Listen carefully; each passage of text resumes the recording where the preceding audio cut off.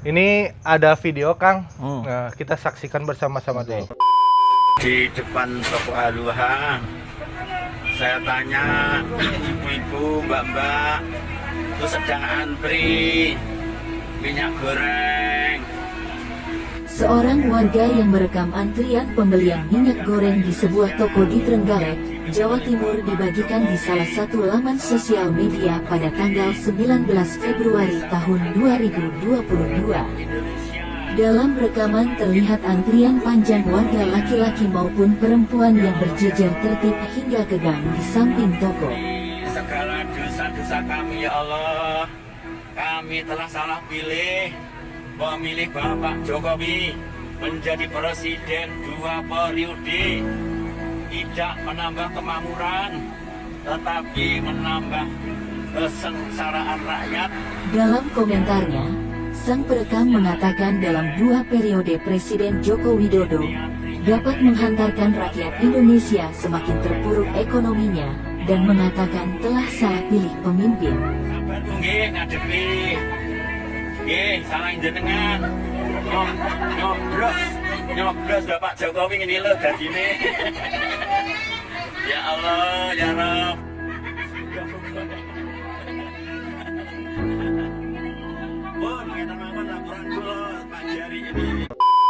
Ya gimana Kang menurut Akang video tadi? Kan kalau di video sebelumnya kita pernah angkat juga tuh yang memilih Jokowi dilarang protes. Ini protes bagian yang tidak memilih untuk memastikan bahwa kita benar tidak memilih gitu, karena buktinya seperti ini. Nah kalau kabar yang ini justru sebaliknya, ini kayaknya dari para pemilihnya Jokowi yang kemudian menyesal dan menumpahkan kekesalannya dengan memvideokan rangkaian ibu-ibu, bapak-bapak yang lagi antri untuk dapetin minyak goreng dengan harga 14.000. Ya gimana ya? Ya itu mah bukan kita. Jadi ya sudah, itu penguat saja bahwa ke depan kita harus lebih memilih pemimpin yang track recordnya jelas, yang didukungnya jelas oleh siapa. Kan hari ini mah kita lebih diuntungkan. Media massa, media sosial sangat gencar menunjukkan siapa-siapa saja yang korupsi dari partai apa, sudah jelas, sudah clear. Bahkan kejahatan yang paripurna itu, nah ada tuh kejahatan paripurna, jatahnya rakyat miskin diembat. Nah itu kan kejahatan yang paripurna. Gak itu sekali, dari partai mana kita udah tahu. Yeah. Jangan memilih partai yang diusung oleh jangan memilih presiden yang diusung oleh partai itu. Kan lebih mudah mestinya begitu ya. Sahabat semua, saya yakin juga kalau penonton kita mah udah pasti. Tinggal kan ini bagaimana agar ini bukan hanya ditonton oleh para sahabat semua yang sudah satu frame dengan kita, tapi juga oleh orang-orang yang masih limbung gitu.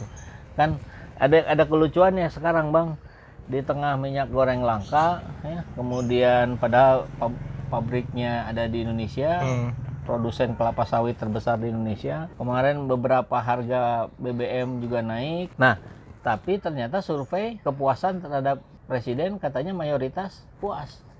Kan kegilaan apa ini gitu. Saya ya terlepas lah ya dari kita kan masih bisa memperdebatkan itu bagaimana cara mengukur surveinya, dengan metode apa gitu, populasinya siapa, random samplingnya bagaimana, dan seterusnya gitu. Itu masih bisa dipertanyakan. Tapi kalaupun iya, kan ada sesuatu yang ada kesalahan besar di masyarakat kita, yang aib yang sangat besar itu tertutupi oleh sesuatu topeng-topeng yang kemudian kita menganggap atau masyarakat menganggap pemerintah ini bagus, mampu menangani. Bagus sebelah mananya gitu. Nah, tapi ini PR kita semua lah. Saya yakin sahabat semua juga punya tanggung jawab yang sama gitu, buat mengingatkan bahwa kondisi-kondisi yang seperti ini tuh tidak bisa dibiarkan terus-menerus. Caranya ya balik lagi ke yang tadi, 2024 kita harus ingat gitu. Siapa yang benar-benar memperjuangkan aspirasi rakyat, siapa yang hanya menguntungkan kantongnya sendiri, partainya sendiri. Tapi Jokowi itu Kang berhasil menurunkan tingkat kemiskinan loh Kang. Masa? Menurunkan ke anak cucu kita. Kacau. Benar bisa jadi ya. Jadi dilanggengkan ya, tradisi miskinnya itu diteruskan ya, anak cucu. Nah ini ada cuplikan sajak nih Kang ya. Hmm. Kita dengarkan dulu sebentar lah cuplikannya. Kita tonton. Kehancuran bermula ketika pemimpin dipilih atas dasar fanatisme buta. Hati dimatikan oleh ambisi dan kerakusan atas proyek kekuasaan dan tahta. Pengeras suara DPR yang menyampaikan protes rakyat dimatikan. Bagaimana bisa mendengar dan menindaklanjuti harapan rakyat yang diwakilkan? Pemerintah menuduh rakyat radikal jika protes. Faktanya justru pemerintah yang radikal selubungkan penindasan. Dalih dan pola basi diperbarui. Anak kandung dibunuh karakter tanpa melihat dampak yang ditimbulkan. Pribumi dihabisi perlahan. Asing disejahterakan kemudian. Indonesia mau dibuang kemana? Negara hampir mati dicekik hutang. Rakyat jadi korban. Anak cucu ditindas dengan kesengsaraan dan dikemas dalam mimpi tentang kesejahteraan. Si miskin dimiskinkan. Indonesia mau dijual ke siapa? Negeri ini bukan perusahaan milik pribadi dan kau bukan investor penanam modal. Jangan bercanda. Rakyat kecil pemegang wilayah ketika berjuang pertahankan hak kenapa dibungkam dengan premanisme berkedok aturan dan senjata. Apa yang terjadi di negeri kita ini kan sebenarnya akibat kita melihat seseorang itu fanatisme buta. Pas media ngomong A, ya A, media ngomong B, ya B. Waktu itu jujur Kang, waktu periode pertama saya juga sempat lihat berita tuh sempat, wah Jokowi bagus ya, karena yang diangkat kan selalu prestasi-prestasinya. Tapi Pilih kan Jokowi waktu itu. enggak lah, enggak pernah saya pilih Jokowi. Tapi kan habis itu kita cari tahu ya Kang ya. Pas cari tahu, loh kok banyak kejanggalan-kejanggalan kan dari situ kan kita bisa lihat gitu. Oh, ternyata Jokowi itu di Solo seperti apa gitu kan. Kita ada track recordnya, ada beritanya gitu kan. Ya dari situ, oh kayaknya enggak Jokowi gitu. Jadi 2 periode ini alhamdulillah belum pernah saya milih Jokowi. Milih yang satunya lagi. Asal tidak Jokowi. Asal tidak Jokowi. Nah terus yang mau diceritain barusan apa? Iya, maksudnya tuh ya bener kata Akang gitu. Kalau misalkan kita melihat sesuatu ya jangan melihat dari apa yang dikatakan media plek kita langsung serap gitu ya. Kita harus lihat datanya, kita harus analisa sendiri ya. Saya yakinlah analisa sederhana dari media sosial, analisa sederhana dari berita-berita juga bisa membuat kita lebih objektif lah memilih sesuatu gitu. Ya itu tantangan itu. Jadi saat kita tahu sebetulnya mudah gitu. Kalau buat yang sudah tahu mah mudah. Kita tinggal buka aja track record. Track record itu kisah perjalanan kehidupan seseorang pejabat dari awal sampai akhir. Dari situ kan kita bisa nilai apa saja prestasinya, apa saja blundernya, dia sudah menyengsarakan rakyatnya apa saja, dia sudah membuat rakyat sejahteranya di bagian mana saja. Udah tinggal dibanding-banding selesai. Tapi masalahnya informasi seperti itu tuh selalu tertutup tadi. Ketutup terus gitu ku berita-berita framing dari para buzzer, dari para media mainstream yang dibayar gitu. Sehingga kita tuh jadi luput, jadi lupa gitu. Yang Kemal lamun nongkrong tah tonton. Nah, Sepuluh zaman. kita tuh harus punya metode gitu yang lebih masif, yang ke mana ya, ke grassroots terutama gitu.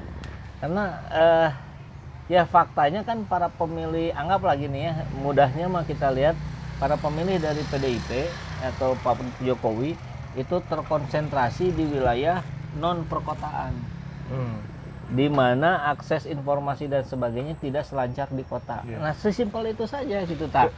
Ya kalau misalkan mereka kita tanya kenapa milih Jokowi juga kayaknya nggak akan bisa jawab deh, Bang. Iya, katanya bisa jadi.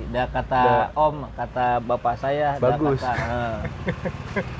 Nah, mudah-mudahan semakin ini sisi positifnya.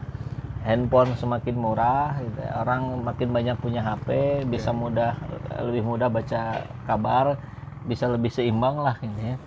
Jadi kalau dianggap ada kan beberapa komentar dari buzzer lah ya, kita anggap begitu aja, yang menganggap video-video kita itu tendensius gitu, selalu mengkritisi, selalu berat sebelah, selalu menyalahkan pemerintah. Wah, kita mah belum apa-apanya tuh dibanding mereka yang sudah sangat super besar dengan dana modal tidak terbatas. Kita mah hanya mencoba menyeimbangkan justru gitu. Menyeimbangkan berita-berita yang terus-menerus mendegradasi umat Islam misalkan ya, membuli, menyalahkan ulama kita. Nah, kita ada di wilayah yang mencoba membangun pembelaan itu. Dan jumlah kita mah jauh sangat sedikit dibanding mereka. Iya. Makanya kita perlu generasi penerus kita nih. Makanya kita bikin ADI gitu kan, Akademi Dakwah Digital Indonesia. Mudah-mudahan anak-anak muda itu udah menghafal Quran, paham mengerti isi kandungan Quran. Kalau kita makan saya minimalnya nggak terlalu kan, jadi saya sambil belajar terus segala macam. Nah, mudah-mudahan mereka mah nanti sudah harus jauh lebih hebat lah dari kita gitu. Terima kasih sudah menonton video ini sampai akhir. Bila sahabat semua tertarik untuk menonton video-video seperti ini, sahabat bisa memberikan dukungannya kepada kami dengan membeli merchandise yang ada di bawah ini.